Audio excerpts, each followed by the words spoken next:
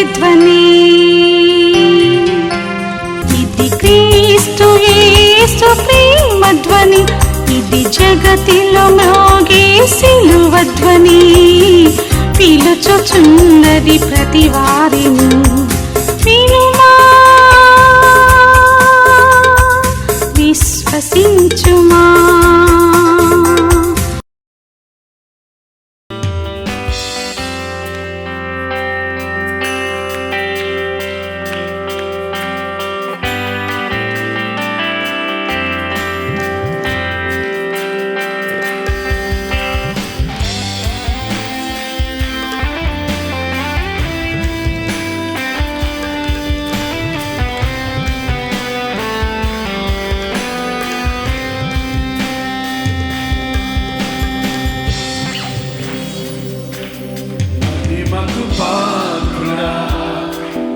ఘనతకు అర్హుడా, మా చేతులెత్తి మేము నిన్నారాధింతుము. మహిమకు పాత్రుడా, అందరూ పాడాలి. ఘనతకు అర్హుడా, మా చేతులెత్తి మేము నిన్నారాధింతుము. మహోన్నతుడా, అద్భుతాలు చేయువాడా, నీ వారు ఎవరు? నీ వంటి వారు లేరు. అద్భుతాలు చేయువాడా, నీ వంటి వారు ఎవరు? నీ వంటి వారు లేరు.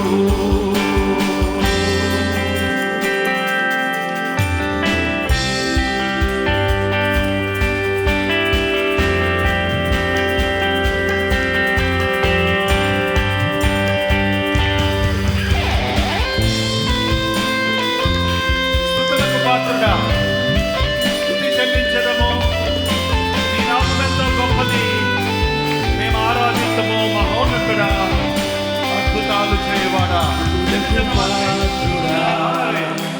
స్తుతి చెల్లించడం,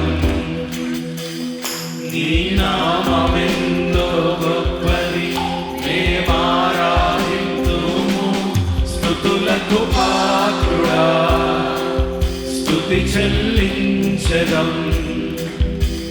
నీ నామమెంతో గొప్పది, మేమారాధింతుము. మహోన్నతుడా, అద్భుతాలు చేయువాడా, నీ వంటి వారు ఎవరు? హల్లెలూయా. నీ వంటి వారు లేరు. మహోన్నతుడా, అద్భుతాలు చేయువాడా, నీ వంటి వారు ఎవరు? నీ వంటి వారు లేరు. అద్వితీయ దేవుడా, ఆది సంభూతుడా, మా కరుణను జోడించి నిన్ను మహిమపరచడం. మహోన్నతుడా, అద్భుతాలు చేయవాడా,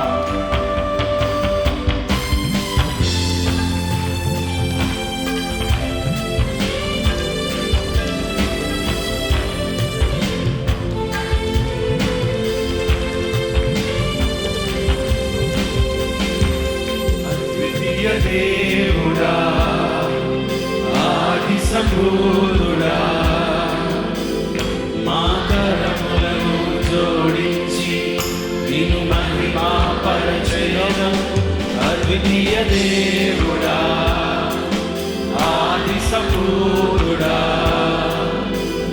మా కరములను జోడించి నిన్ను మహిమపరచెదము. మహోన్నతుడా, అద్భుతాలు చేయువాడా, నీ వంటి వారు ఎవరు? నీ వంటి వారు లేరు. మహోన్నతుడా,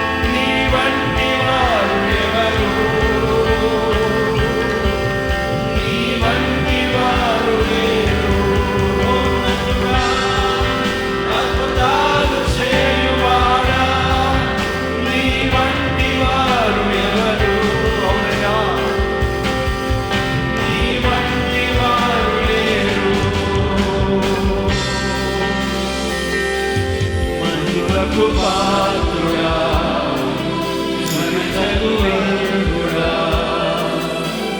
మా చేతులెత్తి మేము నిన్నారాధింతుము.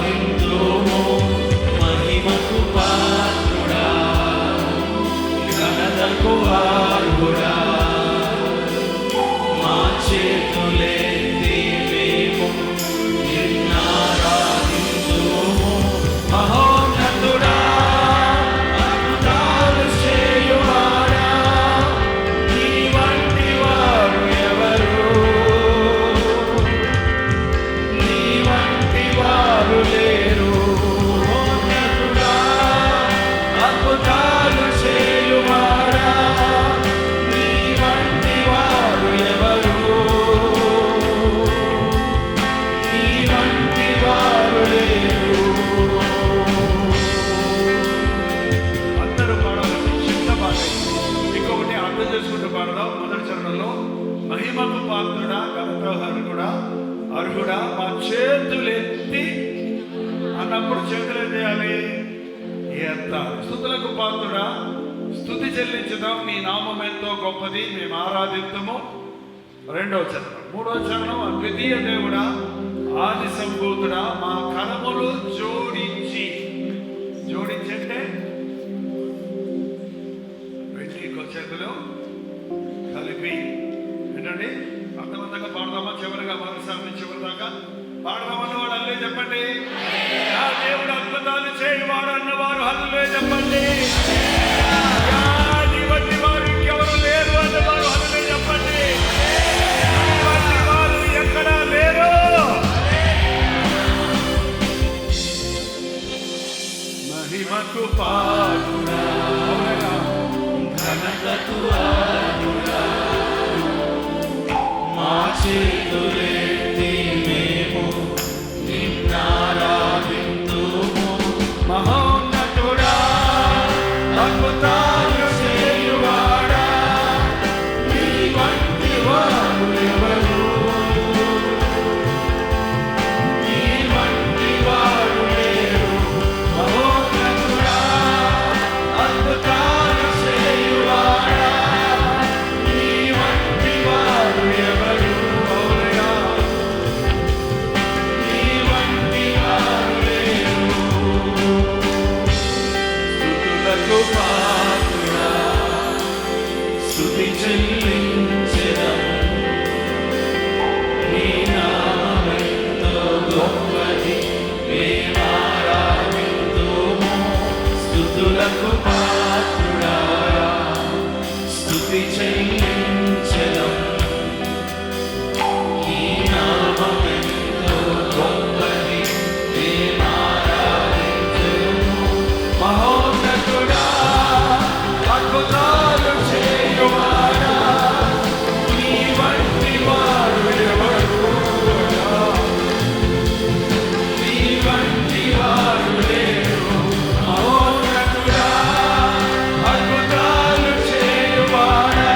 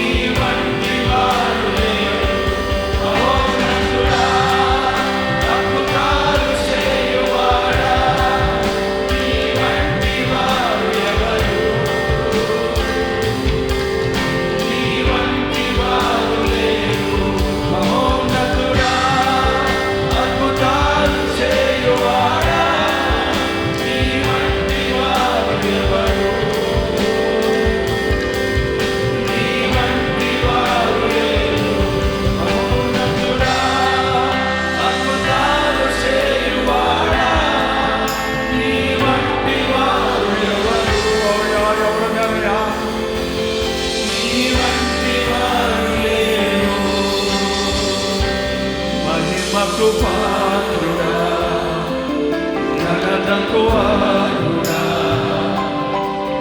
మా చేతులెత్తి మేము నిన్నారాధింతుము.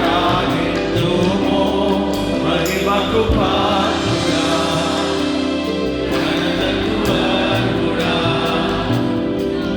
మా చేతులెత్తి మేము నిన్నారాధింతుము. అందరూ మహోన్నతుడా, అద్భుతాలు చేయువారా, నీ వంటి వారు ఎవరు? నీ వంటి వారు లేరు. మహోన్నతుడా, అద్భుతాలు చేయువారా, నీ వంటి వారు ఎవరు? నీ వంటి వారు లేరు. మహోన్నతుడా, అద్భుతాలు చేయువారా, నీ వంటి వారు ఎవరు? నీ వంటి వారు లేరు.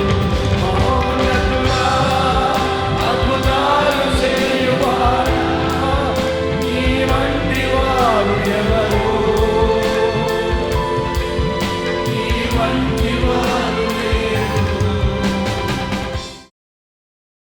మనం కొత్త సంవత్సరంలో ప్రవేశించక ముందు దేవుడిచ్చే హెచ్చరికను పొంది మనం హృదయాలు సరిచేసుకొని ముందుకు వెళ్ళాలి. హల్లెలూయా. సజీవులు ఇక్కడ ఎవరన్నా ఉంటే హల్లెలూయా చెప్పండి. మనం చదివినటువంటి వాక్య భాగంలో ఒక వ్యక్తిని చూస్తున్నాం. ఆయన పేరేంటి చెప్పండి? హిజ్కియా.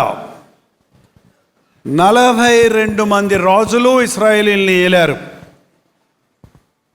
రాజుగా వద్దు, నేనే రాజుగా ఉంటానని దేవుడు అంటే, ఆనాటి ఇశ్రాయేలు జనాంగం అందరికీ రాజులు ఉన్నారు, మాకు కూడా ఒక రాజును ఏర్పరచని ప్రభువుని విసిగించారు. వారి కోరికను బట్టి సౌలును మొదటి రాజుగా దేవుడు అభిషేకించాడు. అతి తక్కువ కాలంలోనే సౌలు దేవుణ్ణి దుఃఖపరిచాడు, రాజ్యాన్ని పాడు చేశాడు. దేవుని ప్రణాళికలు నడిపించకుండా దేవుడు దావీదును కోరుకున్నాడు. దావీదు కాలంలో గొప్ప జయం వచ్చింది, శత్రువుల్ని జయించారు, మంచి విజయాలు చూశారు, చక్రవర్తిగా అభిషేకించబడ్డాడు. కానీ దావీదు తదనంతరం సొలొమోను దేవుడు కోరుకున్నాడు. సొలొమోను బాలుడిగా ఉన్నప్పుడే నీ వివేకము కలిగిన, జ్ఞానము కలిగిన హృదయం దయచేయమని ప్రభువుని అడిగాడు. అలాగే దేవుడు అతనికి ఇచ్చాడు. సొలొమోను కాలంలో సమాధానం ఉంది, యుద్ధాలన్నీ దావీదు చేశాడు, విజయమంతా సంపాదించాడు, చక్కటి రాజ్యాన్ని పరిపాలన అందించాడు. కాబట్టి సొలొమోను కాలంలో యుద్ధాలు లేవు, చక్కటి ఆలయాన్ని కట్టారు, ఆ పట్టణాన్ని ఎంతగానో అభివృద్ధి పరిచాడు. దేశ విదేశీయులందరూ వచ్చి సొలొమోను కట్టించిన మందిరాన్ని, అతని రాజమందిరాన్ని, ఆయన దేవునిని బట్టి వారు స్తుతించారు. కానీ సొలొమోను తర్వాత అత కుమారుడైన రెహబాము రాజు అయినప్పుడు, ఆ రెహబాము తన తండ్రి కాలములో నుండి వచ్చిన పెద్దలతో సంప్రదించకుండా తన తోటి యవ్వనస్తులతో సలహాలు తీసుకొని రాజ్యాన్ని చిందరవందర చేశాడు. దేశాన్ని నాశనం చేయడానికి ప్రయత్నించినప్పుడు రెండుగా విడిపోయింది ఇశ్రాయేల్ రాజ్యము, యోధా రాజ్యం అని 2 తెగలైనవి. అప్పటి నుంచి చాలామంది రాజులు ఇశ్రాయేల్ రాజుగా, యోధా రాజులుగా పరిపాలిస్తున్నారు. ఆ రాజులందరూ, ఈ ముఖ్యమైన సౌలు, దావీదు, సొలొమోను తర్వాత వచ్చిన మిగిలిన 39 మంది రాజులు కూడా మొదట్లో బాగుండి తర్వాత చెడిపోయిన వాళ్ళు, మొదట చెడిపోయి తర్వాత బుద్ధి తెచ్చుకొని బాగుపడ్డవాళ్ళు, దేవుణ్ణి వేడుకొని స్థిరపడిన వారు, స్థిరపడిన తర్వాత గర్వించి పడిపోయిన వారు, అలాంటి చరిత్రలతో రాజుల మొదటి గ్రంథం, 2వ గ్రంథం, అలాగే దినవృత్తాంతాల గ్రంథాల్లో మనం అది చూస్తాం. ఈ రోజున బైబిల్ స్టడీని అనేక మంది చదవటం లేదు, బైబిల్ని చదవటం లేదు. పాత నిబంధనలో ఉన్న విషయాలను కొత్త నిబంధన కాలంలో ఉన్న మనం దిద్దుకోవడానికి, సరిదిద్దుకోవడానికి, వారు చేసిన పనికిమాలిన పనులు చేయకుండా, వారిలాగా అవిశ్వాసులుగా ఉండకుండా, వారిలో వచ్చినటువంటి బలహీనతలు లేకుండా మనం హెచ్చరిక పొందడానికి దేవుడు రాసిపెట్టి ఉన్నాడు.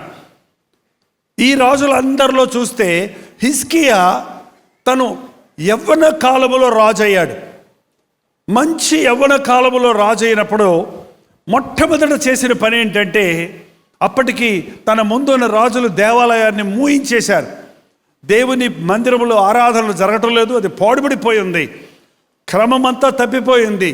మొట్టమొదటి రాజు అవ్వగానే తను భవనాలు కట్టించుకోవాలనో ఏదో కొత్త కొత్త కార్యాలు చేయాలని కాకుండా దేవుని మందిరాన్ని బాగు చేయడానికి పూనుకున్నాడు. దేవుని మందిరంలో జరిగేటువంటి కార్యక్రమాలన్నిటినీ పునరుద్ధరించడానికి ఆశపడ్డాడు. పాడుపడిపోయిన మందిరాన్ని బాగు చేయించాడు. వేతనాలు లేక ఆ యాజకులు తినడానికి తిండి కూడా లేని మూలాన వెళ్ళి వాళ్ళు పనులు చేసుకుంటుంటే వాళ్ళని మళ్ళీ రప్పించి వాళ్ళకి మళ్ళీ యాజకత్వం చేయించి ప్రజలందరినీ ప్రేరేపించి తెల్లవారుజామునే ప్రజలతో పాటు తాను కూడా దేవాలయంలోనికి వెళ్ళి దేవుడిని ఆరాధించడం మొదలుపెట్టాడు. దేవుని వెతికేవారు ఆయన్ని కనుగొంటారు. దేవుణ్ణి ఆరాధించేవారు దీవించబడతారు. దేవునికి మొదటి స్థానం ఇచ్చిన వారు ఆశీర్వదించబడతారు. హిజ్కియా రాజు జీవితంలో ఒక యవనస్తుడిగా లోకాశలకు శరీరేచ్ఛలకు కాకుండా దేవుని మందిరము, దేవుని కార్యాలు, దేవుని ప్రజలు, దేవుడు అప్పగించిన రాజ్యంలో దేవునికి మహిమ కలిగేటట్టుగా కార్యాలన్నీ జరిగించాడు.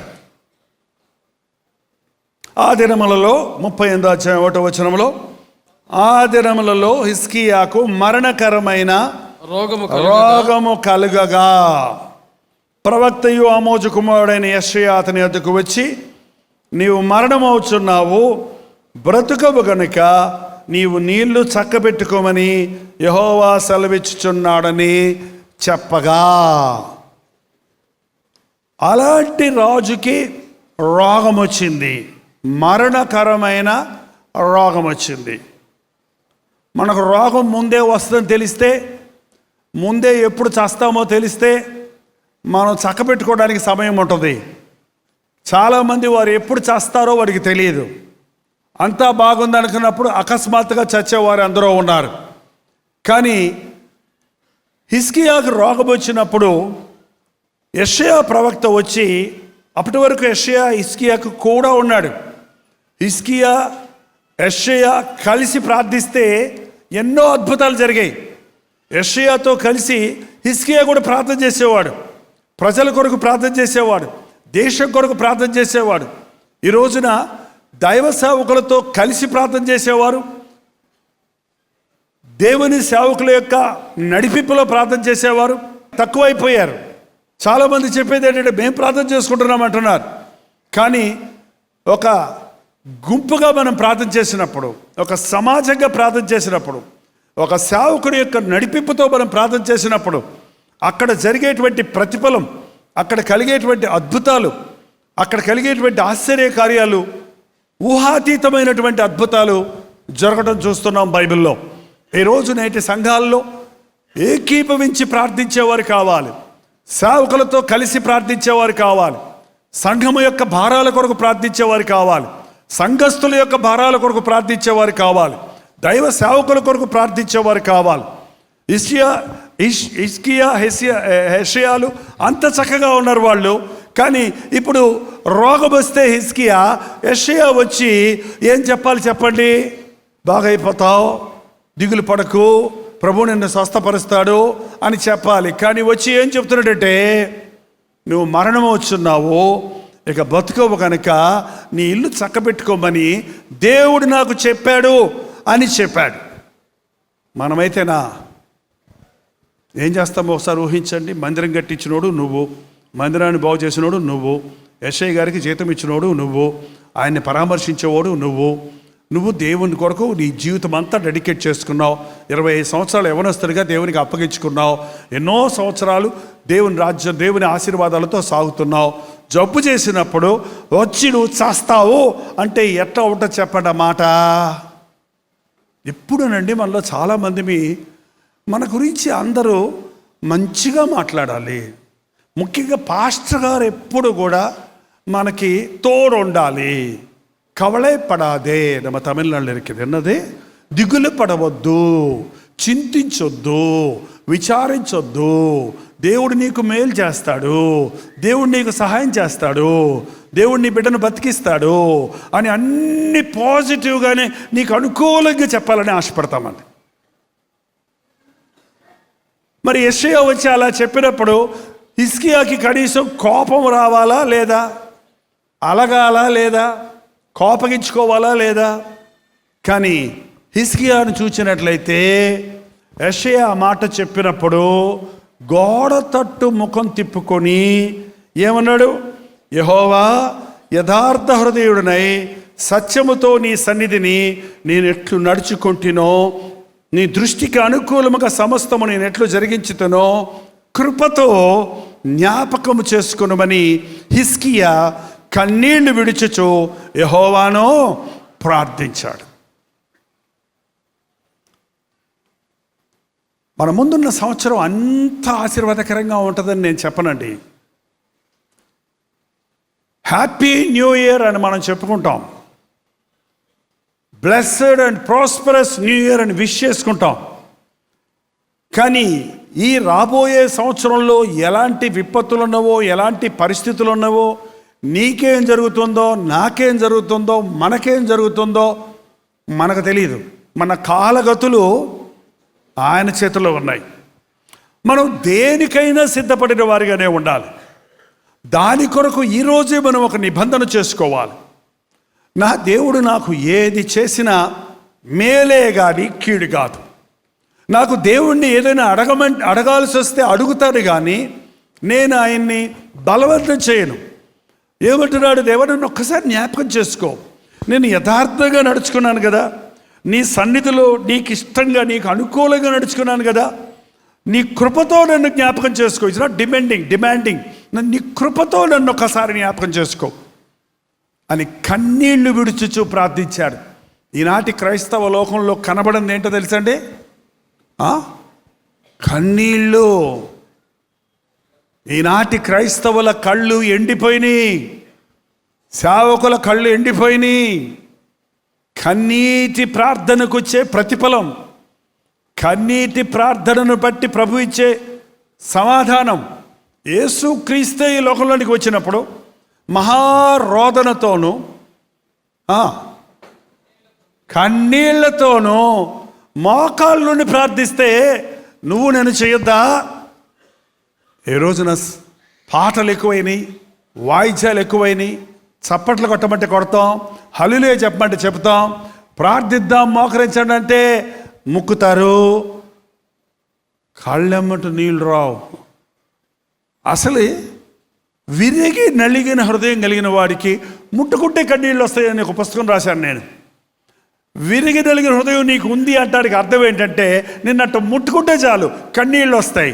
అది కృతజ్ఞతతో కూడిన కన్నీళ్ళు కావచ్చు, అవి పశ్చాత్తాపంతో కూడిన కన్నీళ్ళు కావచ్చు, అవి దేవుడు చేసిన మేళ్ళు తలంచుకొని కృతజ్ఞతతో కన్నీళ్ళు వచ్చినాయో, లేక నీ తప్పును గ్రహించుకొని పశ్చాత్తాపంతో కన్నీళ్ళు వచ్చాయో, కానీ కన్నీటి ప్రార్థనకు దేవుడు వెంటనే జవాబిస్తాడండి. గుండె కదలందే కళ్ళల్లో నుంచి నీళ్లు రాలవండి. గుండె కదలాలి. ప్రభు సన్నిధికి వచ్చినప్పుడు నీ పూర్ణ హృదయంతో, నీ పూర్ణ ఆత్మతో, నీ పూర్ణ శక్తితో, నీ పూర్ణ బలముతో నీ దేవుడైన యెహోవాను నీవు ఆరాధించాలి, ప్రార్థించాలి. పాట పాడినప్పుడు, ప్రార్థించినప్పుడు, ఆయన ఆరాధిస్తున్నప్పుడు నీ గుండె కదులుతుందా, నీ మనస్సు చలిస్తుందా? ఎప్పుడైతే కన్నీటితో హిజ్కియా ప్రార్థించాడో దేవుడు ఆయన ప్రార్థన విన్నాడు. నాకు ఇంత ఆయుష్ ఇవ్వు, నాకు ఇన్ని సంవత్సరాలు బతికించు అని ఏం అడగలేదు, కానీ నన్ను ఒక్కసారి జ్ఞాపకం చేసుకోమంటే అతనికి ఇచ్చిన జవాబు ఏంటంటే 15 సంవత్సరాల ఆయుష్.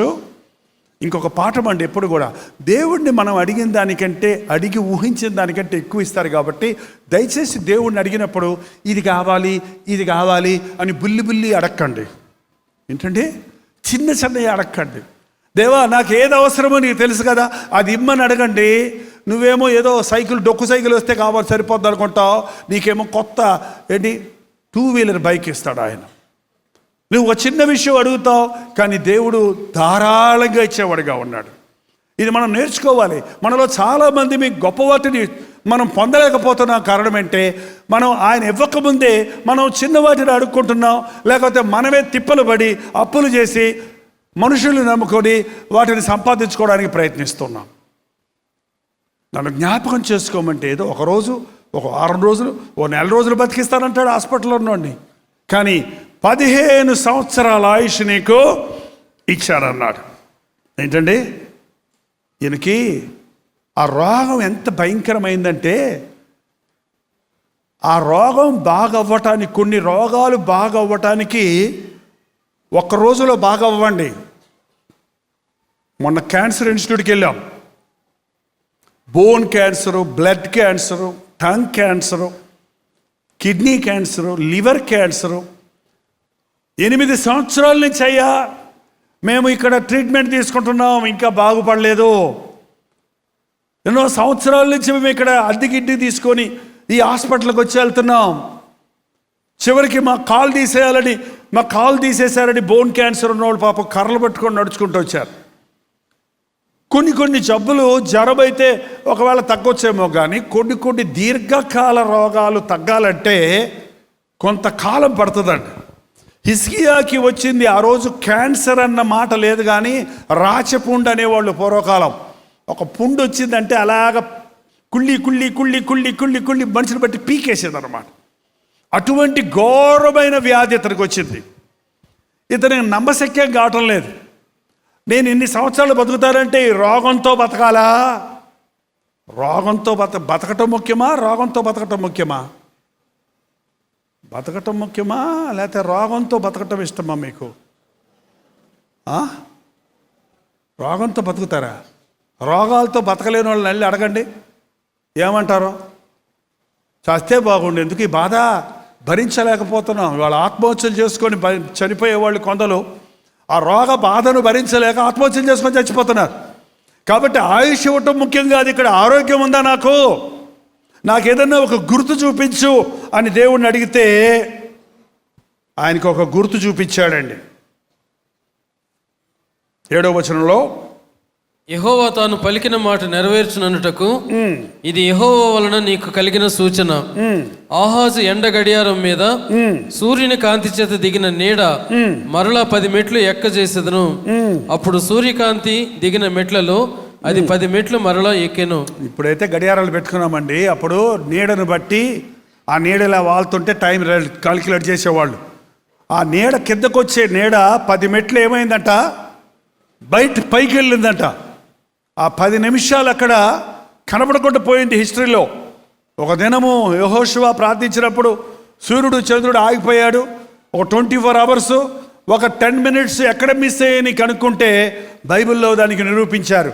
ఒక అద్భుతమైన నిరూపణ ప్రభు ఇచ్చాడు. అప్పుడు హిజ్కియా చాలా సంతోషపడి ఒక చక్కటి పాట రాశాడండి. ఏం రాశాడో చూద్దాం, మనకు టైం లేదు. 9వ వచనం దగ్గర నుంచి అంతా చదవక్కర్లేదు, మీరు ఇందాక బైబిల్ చదివినప్పుడు చదివారు.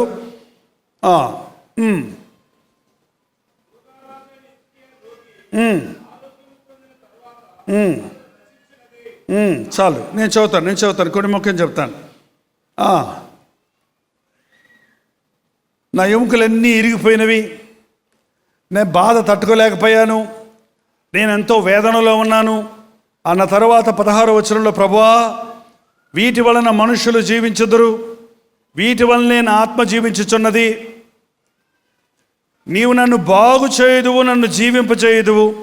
మిక్కుటమైన ఆయాసము నాకు నెమ్మది కలుగుట కారణమాయను. నీ ప్రేమ చేత నా ప్రాణమును నాశనమైన మను గోతు నుండి విడిపించితివి. నీ వీపు వెనుక తట్టు నా పాపములన్నీ నీవు పారవేసితివి. పాతాళమును నీకు స్తుతి కలుగదు, మృతి నీకు కృతజ్ఞతాస్తుతులు చెల్లింపదు.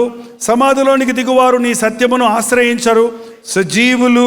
సజీవులే కదా నిన్ను స్తుతించుదురు. ఈ దినము నేను సజీవుడనై నిన్ను స్తుతించుచున్నాను. తండ్రులు కుమారులకు నీ సత్యమును తెలియజేతురు. యెహోవా నన్ను రక్షించువాడు. మన జీవిత దినములన్నీ యెహోవా మందిరములో తంతి వాయిద్యములు వాయించుదుము. బాగుపడిన తర్వాత ప్రభువును స్తుతిస్తూ నా జీవితకాలం అంతా నాకు నువ్వు ఇచ్చిన ఈ 15 సంవత్సరాల ఆయుష్ అంతా నిన్నే స్తుతిస్తాను అని దేవునితో చెప్పుకున్నాడు. దేవుణ్ణి స్తుతించడం ప్రారంభించాడు. కానీ హిజ్కియా ఆ 15 సంవత్సరాలు దేవుణ్ణి స్తుతిస్తూ ఉన్నాడా?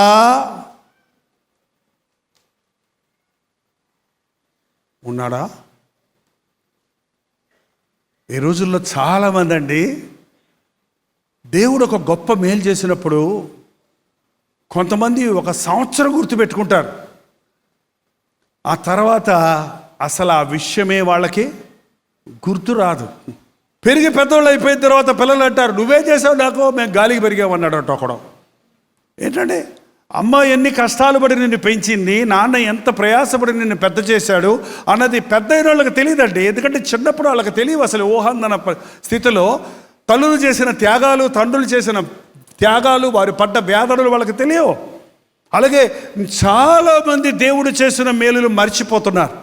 హిజ్కియా లాంటి ఒక ఉన్నతమైన వ్యక్తిగా ఉన్నవాడు కూడా ఎంత త్వరగా దేవుడు చేసిన మేలు మర్చిపోయాడంటే, మీరు ఇదే విషయాన్ని రాజులు 2వ గ్రంథంలో చూస్తారు. చూడండి ఒకసారి, కప్పుకుని తిప్పండి.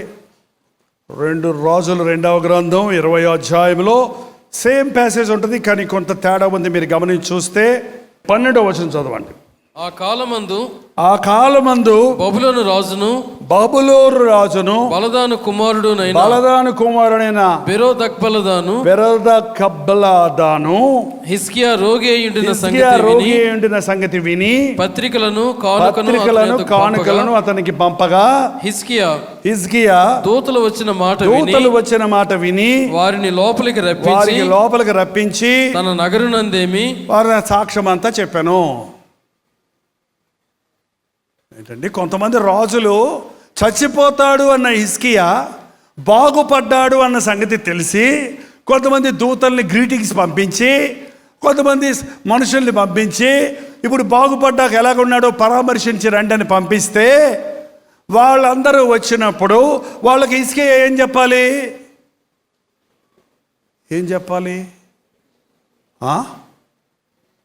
ఇందాక చెప్పుకున్నాడు కదా, నా ఎముకలు ఇరిగిపోయినవి, నా వేదన తట్టుకోలేకపోయాను, యెషయా ప్రవక్త వచ్చి నీవు మరణమవుతావు ఇక బ్రతకవన్నాడు. నేను కన్నీళ్లతో ప్రార్థన చేశాను, ప్రభువు నా ప్రార్థన ఆలకించాడు. మరి అదే దైవజనుని పంపించి నీకు మరి 15 సంవత్సరాలు ఆయుష్ ఇచ్చానన్నాడు. నాకు ఈ పుండు తగ్గిపోద్దా అంటే అంజూరపు ముద్ద కట్టమన్నాడు. కట్టితే ఇదిగో నా పుండు తగ్గిపోయింది, నేను సజీవుడిగా ఉన్నాను, నా దేవుడు గొప్పవాడు, నా దేవుడు ప్రార్థన ఆలకించేవాడు, కన్నీటి ప్రార్థన దేవుడు వింటాడు, ఈ గొప్ప దేవుడిని మీ రాజులు కూడా నమ్ముకోండి అని చెప్పండి అని ఏదన్నా చెప్పాల్సింది వదిలిపెట్టి ఈయన లోపలికి తీసుకెళ్ళి ఏం చేశాడో చూడండి. నగరమందేమి రాజ్యమందేమి కలిగిన సమస్త వస్తువులలో దేనిని మరుగు చేయక తన పదార్థములు గల కొట్టును, వెండి బంగారములను, గంధవర్గములను, పరిమళ తైలమును, ఆయుధశాలను, తన పదార్థములలోనున్న సమస్తమును వారికి చూపించెను. ఏం చూపించాడండి? నా రాజ్యం ఎంత గొప్పదో చూడు, నా దగ్గర ఎన్ని పదార్థాలు ఉన్నాయో చూడు, నా దగ్గర ఎంత వెండి ఉందో చూడు, నాకెంత బంగారం ఉందో చూడు, నాకెన్ని డిగ్రీలు ఉన్నాయో చూడు, నాకెంత గొప్పతనం ఉందో చూడు. ఈ రోజున చూడండి, సాక్ష్యం చెప్పమంటే కొంతమంది అసలైన సాక్ష్యం చెప్పకుండా దేవుడు చేసిన మేలులు చెప్పమంటే కారులు చూపిస్తారు, ఇల్లులు చూపిస్తారు, బంగారాలు చూపిస్తారు, ఆస్తులు చూపిస్తారు. కానీ ఇవన్నీ ఎలాగొచ్చినాయి అని చెప్పరు, ఇవన్నీ ఇచ్చిందెవరని చెప్పరు, ఎటువంటి స్థితిలో ఉండి ఇటువంటి స్థితిలోనికి వచ్చారన్న సంగతి వివరించరు. కానీ చాలా ప్రమాదం అండి, చాలా ప్రమాదం. దేవుడు నిన్ను దీవించాడన్న వారందరూ హల్లెలూయా చెప్పండి. దీవించిన తరువాత నీవు దేవుణ్ణి ఆపత్కాలంలో నాకు మొర్రపెట్టు, నేను నీకు ఉత్తరం ఇచ్చదను, నీవు నన్ను మహిమపరచదు. ఎంతమంది దేవుణ్ణి మహిమపరుస్తున్నారు? నేను జీవితకాలం అంతా దేవుణ్ణి స్తుతిస్తాను అని చెప్పిన మనిషి, స్తుతించడం అంటే ఇంట్లో కూర్చొని స్తుతి అంటాం కాదండి. నువ్వు కనబడ్డ మనిషికల్లా దేవుడు నాకు ఏమేమి చేశాడు తెలుసా, దేవుడు నన్ను ఎట్ట కాపాడాడు తెలుసా, దేవుడు నన్ను ఎట్ట రక్షించాడు తెలుసా, దేవుడు నాకు ఎంత గొప్ప దేవుడు, నా దేవుడు ఎంత గొప్పవాడు తెలుసా అని కనబడ్డ వాడందరికీ నువ్వు చెప్పడమే నిజమైన స్తుతి.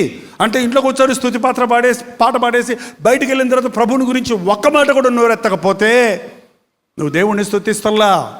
నువ్వు చాలా మంచివాడు అంటే అంట కాదు, నేను మంచివాడిని కాదు, నేను పరమ దుర్మార్గుడిని, నా యేసు ప్రభు నన్ను మార్చాడని చెప్పాలి.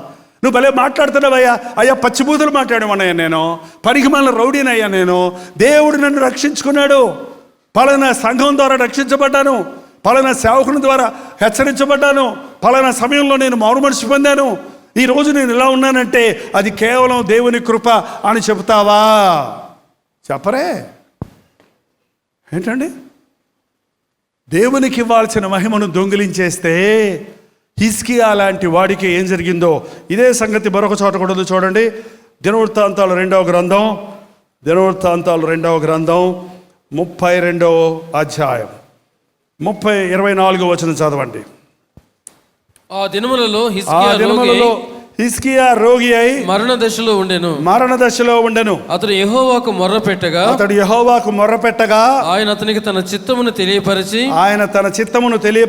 అతనికి సూచన ఒకటి దయచేసెను. రోగిగా ఉన్నప్పుడు, మరణించే స్థితిలో ఉన్నప్పుడు, ఇక అయిపోయింది నా పని అనుకున్నప్పుడు దేవుడు అతన్ని మొర విని, యెహోవాకు మొర్ర పెట్టాడు కాబట్టి దేవుడు అతని మొర విని ఆయన తన చిత్తాన్ని తెలియపరిచి, అంటే నీకు ఇంకా నేను ఆయుష్ ఇస్తున్నాను అన్నది తెలియపరిచాడండి. ఈరోజు మనందరికీ ఆయన చిత్తాన్ని తెలియపరుస్తున్నాడు. నీకు ఇంకా నేను జీవితం పొడిగించాను, నీకు 15 ఇస్తున్నాడు, 25 ఇస్తున్నాడు, 55 ఇస్తున్నాడు, 65 ఇస్తున్నాడు, 5 సంవత్సరాలు ఇస్తున్నాడు. అది ఎవరికి మటుకు వారికి దేవుడు ఇచ్చేది అది. కానీ ఒకటి, నీ ఆయుష్ నేను పొడిగిస్తున్నాను, నీకు జీవితాన్ని పొడిగిస్తున్నాను, నీ కొరకు నాకు ఇంకా ప్రణాళికలు ఉన్నాయి, నిన్ను సజీవ సాక్షిగా నేను కాపాడాలని ఆశపడుతున్నాను. చచ్చిపోయిన వాళ్ళ సాక్ష్యాలు పనికిరావండి.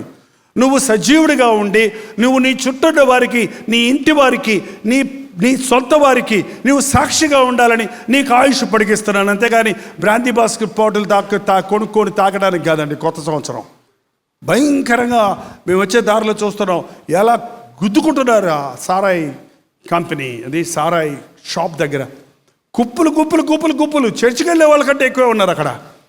ఏమంటే అంత అర్జెంటుగా ఇప్పుడు పట్టుకొని తాగాలని, ఏమి రాత్రే తాగాల, వాళ్ళకి మజావా అదే. ఇంకో సంవత్సరం ఇస్తున్నాడంటే ఎందుకు మళ్ళీ ఇన్ని తాగావు కదా ఈ సంవత్సరం అంతా తాగి ఇప్పటికే నీ ఒళ్ళు ఇల్లు గొల్లైపోయింది కదా, మళ్ళీ హ్యాపీ న్యూ ఇయర్ అంటూ ఇంకో బాటిల్ తాగాలా? బుద్ధి లేకుండా ఈ రోజున మనుషులు ఎలాంటి కార్యాలు చేస్తున్నారో చూడండి. నీకు ఆయుష్ ఇచ్చింది తాగి తందనాలు తగ్గడానికి కాదు, నీకు ఆయుష్ ఇచ్చింది నీ ఇష్టానుసారంగా బ్రతకడానికి కాదు, నీకు ఆయుష్ ఇచ్చింది నీవు సాక్షిగా జీవించడానికి, ఆయన నామం కొరకు జీవించడానికి, నువ్వు మారుమనసు పొందడానికి, నువ్వు పశ్చాత్తాప పొందడానికి, నిత్య నరకానికి పోకుండా పరలోక రాజ్యానికి పోయినట్లుగా మరొక అవకాశాన్ని దేవుడు ఇస్తున్నాడు. ఈ అవకాశాన్ని ఉపయోగించుకోకుండా ఎంతమంది ఈ రోజున దేవుని కోపానికి గురవుతున్నారు. దేవుడు అంత గొప్ప మరణము నుంచి రప్పించి దేవుని చిత్తాన్ని బయలుపరిస్తే ఏం చేశాడంటే హిజ్కియా, చూడండి, అయితే ఎప్పుడు ఇలాంటి కీవర్డ్స్ ముఖ్యమైనవి గుర్తుపెట్టుకోండి. దేవుడు అన్ని చేశాడు, అయితే దేవుడు నన్ను స్వస్థపరిచాడు, అయితే దేవుడు నాకు మేలు చేశాడు, అయితే నువ్వేం చేశావు? చాలామంది సాక్ష్యాలు వన్ సైడే చెప్తారు. దేవుడు అది చేశాడు, దేవుడు ఇది చేశాడు. పశ్చిమ గోదావరి జిల్లాలో ఒక సాక్ష్యం చెప్తానని వచ్చింది.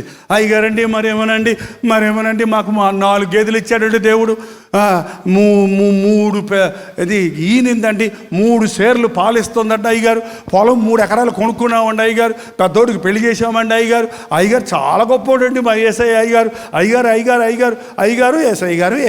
అయ్యగారు అది చేశాడు, ఇది అమ్మా కొంచెం ఆపమ్మా, ఎన్ని చేశాడు అంటున్నావు కదా, నువ్వేం చేసావో చెప్పు యేసు ప్రభుకి.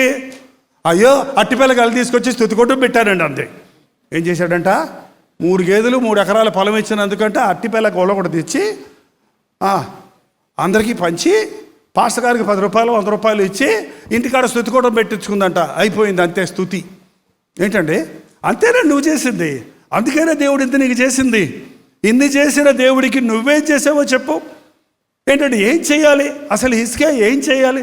15 సంవత్సరాల ఆయుష్ పెరిగిందంటే, అబ్బా నేను చచ్చిపోయేవాడిని కదా, నాకు దేవుడు కొత్త జీవితం ఇచ్చాడు కదా, నేను ఈ జీవితంలో ఎలా నా దేవుని గురించి సాక్ష్యం ఇవ్వాలి, ఇన్ని అద్భుతాలు జరిగించాడే, ఆ యొక్క మెట్లు దిగటం అనేది ఒక మానవునికి అసాధ్యమైనది, మానవాతీతమైన అద్భుతాన్ని చూపించాడు. ఎంత సాక్షిగా ఉండుండొచ్చు, అసలు ఎంతగా దేవుణ్ణి మహిమపరిచి ఉండొచ్చు. కొన్నిసార్లు మనం అనుకుంటామండి, నేను దేవుని మందిరాన్ని బాగు చేశాను కాబట్టి ఇప్పుడు నన్ను దీవిస్తున్నాడు, దీనికి నేను మళ్ళీ దేవుని స్తోత్రం చెప్పడం ఎందుకు, ఇదే అనుకుని ఉంటాడు హిజ్కియా. నేను ఎవరి కాలంలో దేవుని మందిరం కట్టించాను కాబట్టి దేవుడు నా ప్రార్థన విని 15 సంవత్సరాలు ఇచ్చాడు, దీంట్లో ఏముంది పెద్ద, నా ఇష్టం వచ్చినట్టు బతుకుతాను అనుకుంటారు ఈరోజు చాలామంది. జాగ్రత్త అండి, జాగ్రత్త. దేవుడు దీవించడానికి నువ్వు ఏం చేశావు అన్నది ముఖ్యమే కాదు. దేవుడు హేతువు లేకుండానే మనల్ని ఆశీర్వదిస్తున్నాడు. ఆయన మనల్ని ఆశీర్వదించినప్పుడు ఆ విషయమే మనం కృతజ్ఞత కలిగి ఉండాలి. ఆయన మన ఆయుష్ పెంచినప్పుడు కొసరుగా ఇచ్చిన ఆయుష్ని మరింత శ్రేష్టంగా మనం ఉపయోగించాలి. ఏనాడో చనిపోవలసిన మనల్ని, ఏనాడో రోగాలతో కుళ్ళిపోవలసిన మనల్ని, ఏ రోజో దేవునికి విడిచి భ్రష్టులైపోయిన స్థితిలో ఉన్న మనల్ని పట్టుకొని రక్షించాడంటే ఆయన చిత్తం ఒకటి ఉంది, ఆయన ప్రణాళిక ఒకటి ఉంది, ఆయన సాక్షిగా నీవు ఉండాలని ఆశపడుతున్నాడు. అయితే ఏం చేశాడంటేనా హిజ్కియా మనసున గర్వించి తనకు చేయబడిన మేలుకు తగినట్లు ప్రవర్తించనందున ఆగండి. అయితే హిజ్కియా ఎక్కడ గర్వించాడు? కొందరి గర్వం పైన కనపడుద్ది, కొందరి గర్వం మనసులో ఉంటుంది. పైకి మళ్ళీ దీనంగానే ఉంటారు, సరేనండి అంటూనే ఉంటాడు, లోపల అంతా తుస్సు అంటుంటుంది. మనసున గర్వించి ఏమనుకున్నావు? నన్ను దేవుడు ఎంత ప్రేమించాడు అనుకున్నావు? నేను దేవుడికి ఎంత ఇష్టమైన వాడిని అనుకున్నావు? నేను దేవుడు ఏది అడిగినా ఇచ్చేస్తాడు నాకు ఏంటనుకున్నావు? దేవుడు ఏది అడిగినా ఇచ్చేస్తాడు నాకు, దేవుడు నా ప్రార్థన వినేశాడు, దేవుడు నాకు మేలు చేసేసాడు అనే ఒకలాంటి దురభిమానం. దావీదు అన్నాడు, దురభిమాన పాపములో పడకుండా నన్ను కాపాడు. మనసున గర్వించి ఏం చేశాడట? తనకు చేయబడిన మేలుకు తగినట్లు ప్రవర్తించలేదు. ఈ రోజున ఎంతమంది ఇక్కడ నాకు దేవుడు మేలు చేశారంటారో మరొకసారి మీ చేతులు ఎత్తి హల్లెలూయా చెప్పండి. దేవుడు మీకు చేసిన మేలుకు తగినట్లు మీరు బతుకుతున్నారా? సమాధానం ఆలోచించి చెప్పండి. నాకు చెప్పొద్దు, దేవునికి చెప్పండి. నీకు దేవుడు చేసిన మేలుకు తగినట్టుగా నీవు బ్రతుకుతున్నావా? దేవుడు నీకు చేసిన మేలులను నీవు గుర్తుపెట్టుకుంటున్నావా? ఎందుకు మేలు చేశాడో గుర్తించి నీ వలే మేలు పొందని వారు ఒక తాగుబోతుగా నిన్ను మార్చాడు, మరో తాగుబోతు కోసం ప్రార్థన చేస్తున్నావా? ఒక మూర్ఖుడిగా ఉన్నప్పుడు నీ మనసును దర్శించాడు, మరొకడికి ఈ క్రీస్తు సువార్తను ప్రకటించాలని ఆశిస్తున్నావా? దేవుడు చేసిన మేలుకు తగ్గినట్లుగా మనం ప్రవర్తించడం లేదు. దేవుడు నీకు ఉద్యోగం ఇచ్చాడు అన్నావు, నీ ఉద్యోగంలో దశమభాగం దేవునికి ఇస్తున్నావా? నీ కానుకలతో దేవుడిని కనపరుస్తున్నావా? దేవుడు నీకు ఇల్లు ఇచ్చాడు అన్నావు, నీకు ఇల్లు ఇచ్చిన దేవునికి నీ ఇంట్లో ప్రార్థన స్తుతియాగం చేస్తున్నావా? నీ ఇంటిని దేవుని కొరకు వాడుతున్నావా? నీ ఇంటిలో ఒక స్తుతి కూడా జరిపించుకుంటున్నావా? నీ ఇంటిలో 10 మందిని పిలిచి ఒక ప్రార్థన చేయించుకుంటున్నావా? నీ ఇంటిని దేవుడి కోసం వాడుతున్నావా? నీకు ఒక కారు ఇచ్చాడు అంటున్నావు, నీ కారు దేవుని కొరకు వాడుతున్నావా? దేవుడు చేసిన మేలుకు తగినట్లుగా చేయలేదు.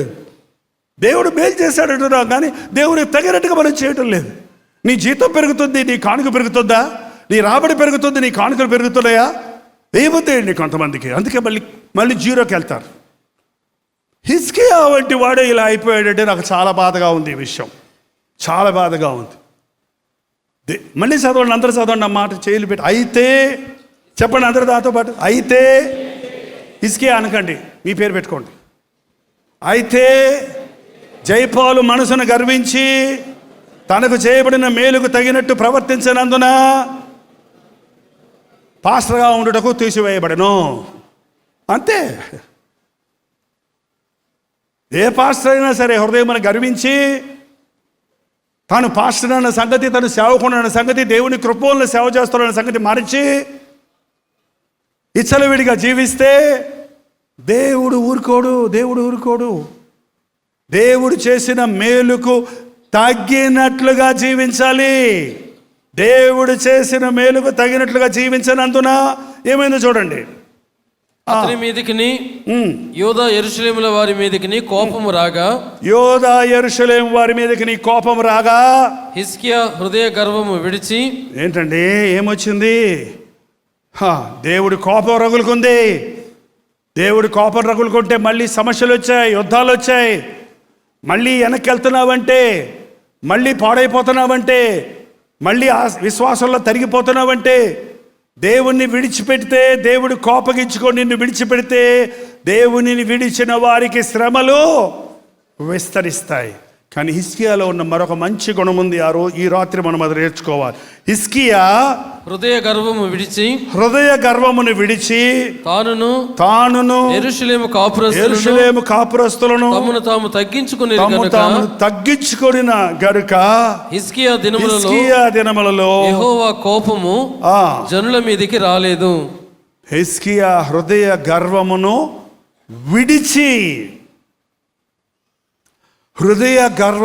విడిచి తాను తగ్గించుకున్నాడు. ఈ రాత్రి ఇంకేం లేదండి, మేలు చేశానన్న వారందరూ మీకు చేయబడిన మేలుకు తగినట్లుగా మీరు జీవిస్తున్నారా లేదా అని పరిశీలించుకోరండి. మీ హృదయంలో అహంకారము, గర్వము, స్వనీతి, ఒక విధమైన నిర్లక్ష్యం మీ జీవితాల్లో వచ్చి ఉంటే, ఈరోజు హిజ్కియా లాగా మనల్ని మనం తగ్గించుకుంటే దేవుని కోపం మళ్ళీపోతుంది, లేదా ఆయన కోపం మన మీద రగులుకుంటుంది. 2 సంవత్సరాల క్రితం ఉన్న భక్తి నీలో ఇవాళ ఉందా? పోయిన సంవత్సరంలో ఉన్న ఆసక్తి నీలో ఉందా? నమ్మకస్తుడిగా నీవు నీ జీవితంలో ఎన్ని విషయాల్లో ఉన్నావు అన్నది ఒక్కసారి పరిశీలించుకో. ఆటోమేటిక్గా అనేక రాజులు అతడు స్థిరపడిన తరువాత హృదయంలో గర్వించి, స్థిరపడిన తర్వాత గర్వం వస్తుందండి. దీవించబడిన తర్వాత గర్వం వస్తుంది, మేలు పొందిన తర్వాత గర్వం వస్తుంది. అది వచ్చిందంటే గర్వము నాశనానికి ముందు గర్వము నడుచును, పడిపోవుటకు ముందు అహంకార మనస్సు నడుచును. ఈ కొత్త సంవత్సరంలో తగ్గించుకుందాం, నమ్రతతో ఉందాం. దేవుడు నీకు ఆయుష్ ఇచ్చాడు కాబట్టి ఆయన చిత్తాన్ని ఎరుగుదాం, ఆయన చిత్తానుసారంగా సాక్షులుగా జీవిద్దాం. అందరూ లేచి నిలబడదాం, నోరు తెరిచి ప్రభుతో చెప్పండి. ఎన్నో మేలులు చేశారని సాక్ష్యం ఇస్తున్నావు, మేలుకు తగినట్టుగా బ్రతుకుతున్నావా? చేసిన మేలులు మర్చిపోయి ఉన్నావా? హృదయంలో గర్వించి దేవుని కార్యాలు నిర్లక్ష్యం చేస్తున్నావా? ఒక్కసారి నోరు తెరిచి ప్రార్థన చేద్దాం. ఈ రాత్రి మెనే టెకేల్ ఫారసేన్ అని దేవుడు మన మీద చెప్పకుండానట్లుగా, ఆయన కోపం మన మీద రగులు కొనుక్కున్నట్లుగా, ఎప్పుడైతే దేవుని కోపం రగులుకూడదో హిజ్కియా తిరిగి తాను తగ్గించుకున్నాడని బైబిల్లో చూస్తున్నాం. హృదయ గర్వాన్ని విడిచిపెట్టాడని చూస్తున్నాం. ఈ రాత్రి విడిచిపెడదాం. మన నిర్లక్ష్యతను, మన అజాగ్రత్తను, మన పాపములను, మన అవిధేయతలను విడిచిపెడదాం. మన పాపములను మనము ఒప్పుకొనిన యెడల ఆయన నమ్మదగిన వాడు, నీతిమంతుడు కనుక మన సకల దుర్నీతి నుండి మనల్ని పవిత్రులుగా చేస్తాడు. ఈ కొత్త సంవత్సరంలో పవిత్రులుగా ప్రవేశిద్దాం. ఇదే అవిధేయతతో, ఇదే అహంకారంతో, ఇదే గర్వంతో, ఇదే అజాగ్రత్తతో మరో సంవత్సరంలో ప్రవేశించి నష్టపోకుండా, దేవా ఈ రాత్రి నన్ను కరుణించయ్యా, నాకెన్నో మేలు చేసావయ్యా, నేనైతే దానికి తగినట్టు బ్రతకడం లేదయ్యా, నాకున్నవన్నీ నీవేనయ్యా, కానీ అవి నీ కొరకు నేను వాడటం లేదయ్యా, నువ్వు ఇచ్చినవన్నీ నీ సొత్తయ్యా, కానీ నా సొత్తు అయినట్టు ప్రవర్తిస్తున్నాడయ్యా, నీవిచ్చిన దాన్ని బట్టి నిన్ను స్తుతించడానికి బదులు నీవిచ్చిన వాటిని బట్టి లోకంలో మెప్పును పొందాలని ఆశిస్తున్నానయ్యా, మనుషుల మెప్పుకు ఆశిస్తున్నానయ్యా, రాజుల మెప్పుకు ఆశిస్తున్నానయ్యా. అయ్యో నాకు ఎంతుంది అంతుందని గొప్పలు చెప్పుకుంటున్నానే కానీ నాకు ఇచ్చిన వాని గురించి మర్చిపోయానయ్యా. ఇవన్నీ ఎట్టొచ్చాయి నాకన్న సంగతి నేను మర్చిపోతున్నానయ్యా. నోరు తెరిచి ప్రార్థన చేద్దాం. ప్రతి ఒక్కరూ ప్రార్థన చేయండి. యేసును చూపించలేని వాడు ఎందుకు సజీవుడిగా ఉండాలి? దేవుడిని మరణ పడకను మించి రప్పించాడు, పాప ఊబి నుండి లేపాడు.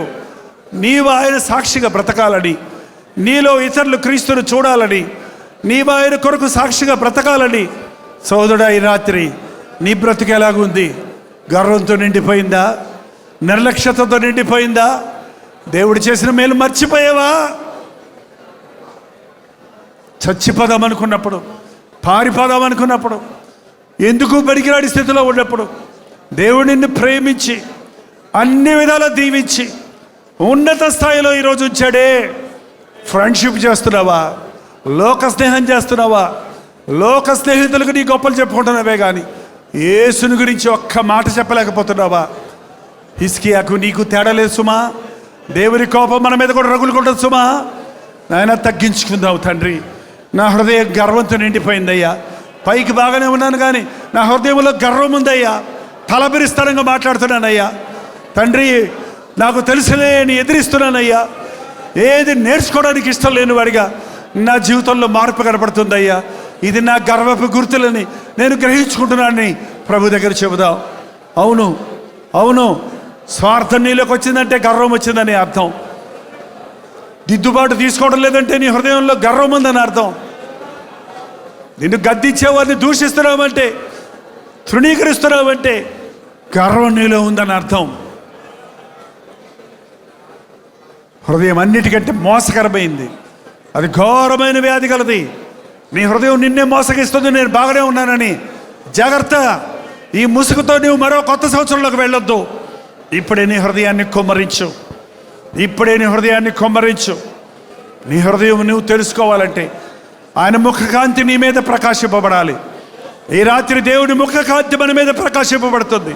మన రహస్య పాపాలన్నీ తెలుసుకొని, ఒప్పుకొని, విడిచిపెట్టి, కడగబడి కొత్త సంవత్సరంలో ప్రవేశిద్దాం. పాత గబ్బుతో కొత్త సంవత్సరం వద్దు ప్రభువా. పాత బతుకుతో మరో సంవత్సరం నాకు వద్దు నాయన. ఇప్పుడైనా పాత రోత అయిన జీవితాన్ని నీ దగ్గర ఒప్పుకుంటున్నాడయ్యా. నన్ను కడుగయ్యా, నన్ను శుద్ధీకరించయ్యా. కొన్ని క్షణాలే ఉన్నాయి నీకు. మళ్ళీ అవకాశం దొరకదు, మళ్ళీ అవకాశం దొరకదు. ప్రభు సిద్ధంగా ఉన్నాడు నిన్ను స్వీకరించడానికి. ప్రభు సిద్ధంగా ఉన్నాడు నువ్వు తగ్గించుకుంటే తన కోపం మళ్ళించుకోవడానికి. మేలు చేశాడంటున్నావు, మేలుకు తగినట్టుగా జీవిస్తున్నావా? ఆయుష్ ఇచ్చాడంటున్నావు, దేవుణ్ణి స్తుతిస్తున్నావా? మందిరంలో ఉద్యోగాల బట్టి తిరుగుతున్నావా? ఏ రోజో చచ్చిపోవాల్సింది నిన్ను ఈనాటి వరకు సజీవుడికి ఉంచాడు. ఆదివారం ఆయన ఆలయంలో ఉండవా? ఆయన కార్యాలలో పాల్గొనవా? లోకం లోకం లోకం అంటూ లోక స్నేహితులతో నిండిపోయిన నీ బతుకు ఎందుకు నీకు దేవుడు ఇవ్వాలి? ఈరోజు అడిగితే ఏం సమాధానం చెప్తావు? నీకు జీవితం ఇచ్చింది నా కోసం కదా, నీ ఆయుష్ పెంచింది నా కోసం కదా, నా చిత్తం నీవు ఎరగాలని కదా, నా ప్రణాళిక నెరవేరాలని కదా. నీ సమయాన్ని వృధాపరుచుకుంటున్నావే, నీ జీవితాన్ని లోకాలతో లోక కార్యాలతో నింపుకుంటున్నావే. దేవుడు తీర్పు తీరిస్తే, దేవుడు తాసులో చూస్తే, దేవుడు లెక్కలు చూసి ముగిస్తే ఏమైపోద్ది రాత్రి? నోరు తెరుద్దాం. నేను కొంచెంసేపు మౌనంగా ఉంటున్నాను. మీరే దేవుడితో మాట్లాడండి, మీరే దేవుడితో చెప్పండి. కొత్త సంవత్సరం మన ముందుంది. కొన్ని గడియలే మన ముందు ఉన్నాయి. పాతదంతా కక్కేద్దాం, ఒప్పుకుందాం, విడిచిపెడదాం, కడగబడదాం, కొత్త సంవత్సరంలో ప్రవేశిద్దాం.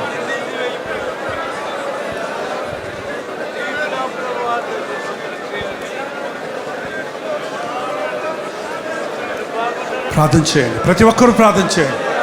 సోషల్ మీడియా ద్వారా ఈ లైవ్ ప్రోగ్రాం చూస్తున్న మీరు కూడా మీరున్న చోట మోకరించి ప్రార్థించండి. మీరున్న చోట మీ హృదయాన్ని కుమ్మరించి ప్రార్థించండి.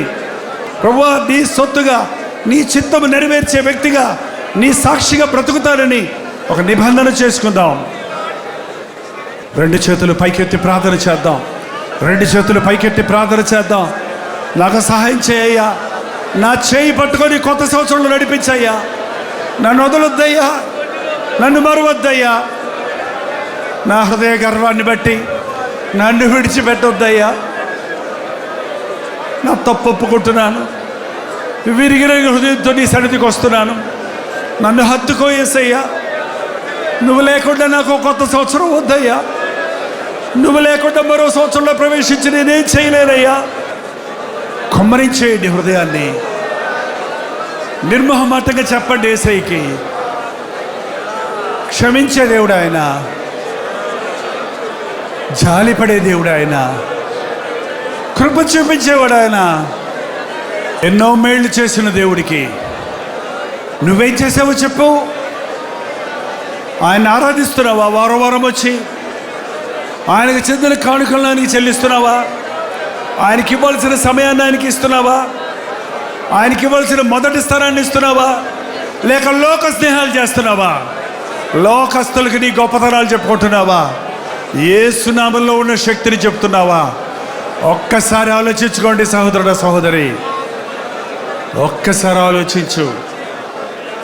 ఏ రాత్రి నన్ను ఆశీర్వదిస్తే కానీ, నన్ను క్షమిస్తే కానీ, నన్ను శుద్ధి చేస్తే కానీ నేను నిన్ను విడిచిపెట్టలేదు. పట్టుకో ప్రభుని.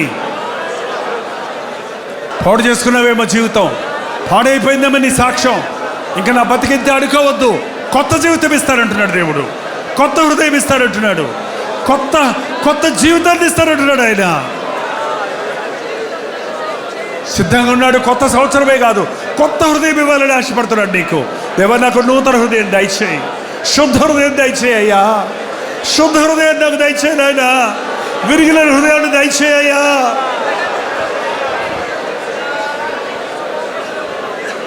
కార్లు, మేడలు, మిద్దెలు, వస్తు వాహనాలు కాదు మనకు కావాల్సింది. శుద్ధ హృదయం కావాలి, విరిగిన హృదయం కావాలి. అది ఉంటే అన్నీ ఉంటాయి మనకి. దయచేయ్యా. కల్మషమైపోయింది నా హృదయం, హృదయం గర్వంతో నిండిపోయింది, హృదయంలో అసూయ చేరిపోయింది, హృదయంలో అవిధేయత ఉంది. మోసకరమైన హృదయం నన్నే మోసగించింది అయ్యా. నేను బాగున్నాను అనుకుంటూ ఇతరులను విమర్శించడమే నా పని అయిపోయింది. నా సంగతి నాకు తెలుస్తుంది అయ్యా. నన్ను కడిగిన ఆయన, నన్ను శుద్ధి చేయయ్యా. నా కళ్ళు ఎండిపోయినాయి అయ్యా. కన్నీటితో ఒకప్పుడు ప్రార్థన చేశాను, ఇప్పుడు ప్రార్థన చేయలేదు. ప్రార్థన చేసినా కన్నీళ్ళు రావటం లేదు, నా హృదయం కదలటం లేదయ్యా.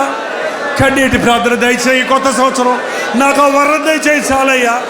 కన్నీటి ప్రార్థనిస్తే మరణాన్ని తప్పించుకోవచ్చు, కన్నీటితో ప్రార్థిస్తే ఏమైనా సాధించుకోవచ్చు. ఎన్నున్నా ఏ ప్రయోజనం? కన్నీటి ప్రార్థన నాకు దయచేయ్యా. ఎక్కడి నుండి కార్యక్రమాన్ని వీక్షిస్తున్నా దేవుడితో చెప్పే సమయంలో దేవుడు నీతో మాట్లాడుతున్నాడు, దేవుడు నిన్ను స్పందిస్తున్నాడు. దేవుని కోపం నీ మీద నుంచి మళ్ళీ కొని ఆయన కనికర కృపలతో నిన్ను ఆశీర్వదించాలని, నీ ఆయుష్ పెంచాలని, నీకు ఆరోగ్యం ఇవ్వాలని, నీ కుటుంబాన్ని దీవించాలని, తన చిత్తమంతా నీకు తెలియజేయాలని రాత్రి ఆశపడుతున్నాడు.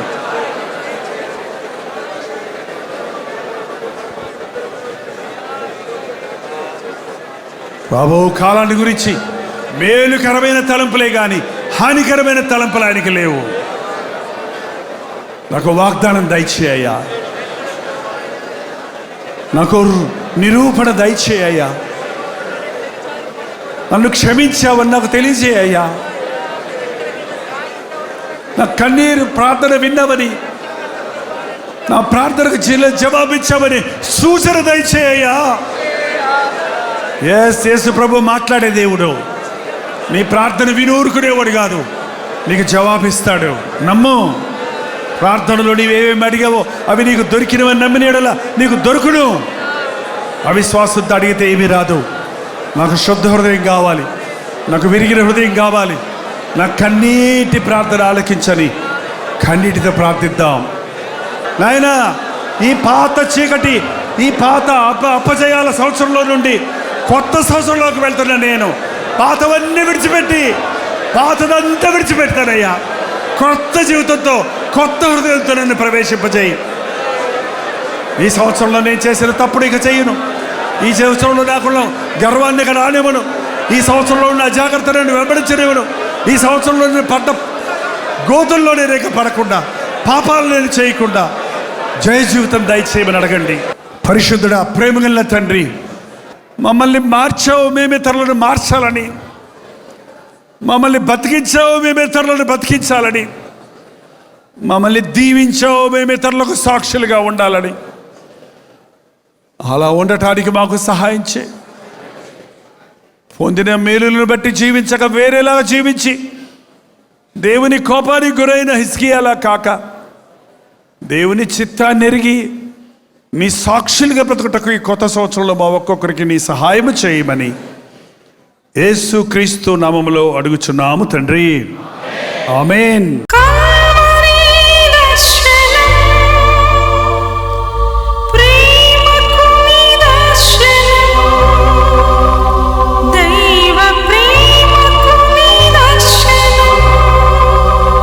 తెలుగు, తమిళ, హిందీ, మలయాళం, బెంగాలీ, ఒరియా అనే 6 భాషల్లో టెలివిజన్ ప్రోగ్రామ్స్ కొనసాగుతూనే ఉన్నాయి. భారభరితమైన పరిచయంలో మీరు సహకరించాలని ఆశిస్తే, ప్రభువు మిమ్మల్ని ప్రేరేపిస్తే మీ విరాళాలు, కానుకలు పంపించవచ్చు. అవి నేరుగా టీవీ ఛానల్స్కి వెళ్తే అందులో ఏది మేము మా సొంత ఖర్చుల కొరకు ముట్టుకోవట్లేదు, వేరే పరిచయ కొరకు ముట్టుకోవట్లేదు. టెలివిజన్ పరిచయలో ఇంకా సువార్త వినని వారికి అది అందించాలని ఆశతో మరి 20 సంవత్సరాలుగా కొనసాగుతున్న పరిచయం కొరకు ప్రార్థించండి, ఈ సహకారాన్ని అందించండి.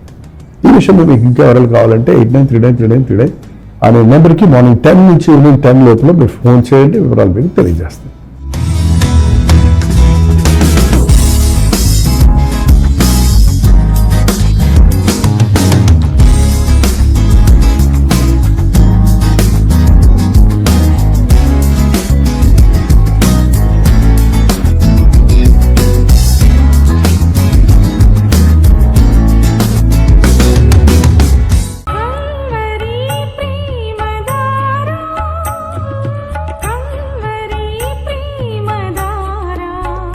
కల్వరి ప్రేమధార అనే మా ద్విమాస పత్రికను ఈ మధ్య త్రైమాస పత్రిక అంటే 3 నెలలకి ఒక్కసారి మాత్రమే ప్రింట్ చేయగలుగుతున్నాం.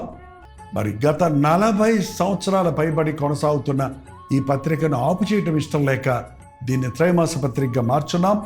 మీరు కల్వరి ప్రేమధార పత్రికను చదువుతున్నారా?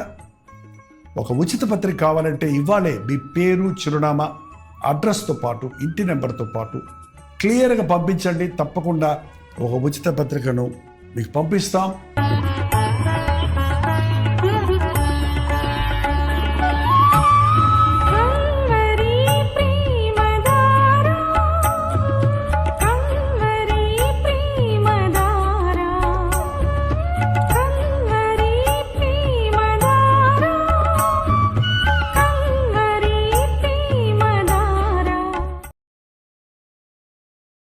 ఒక నిమిషం, మీ ఆధ్యాత్మిక జీవితాన్ని బలపరిచే అనేక పుస్తకములు, బైబిల్ సంబంధించిన పుస్తకములు, మీ సమస్యలకు పరిష్కారాలు కలుగజేసేవి, మీ ఆధ్యాత్మిక జీవితాన్ని బలపరిచేవి, మీ విశ్వాసమును వృద్ధి చేసేవి, యవనస్తులకు, స్త్రీలకు, పురుషులకు, అలాగే కుటుంబాలకు ఉపయోగకరమైన వర్తమానాలతో నిండిన అనేక పుస్తకములు, ఇంచుమించు 50 పుస్తకములు సిద్ధపరుచున్నాం.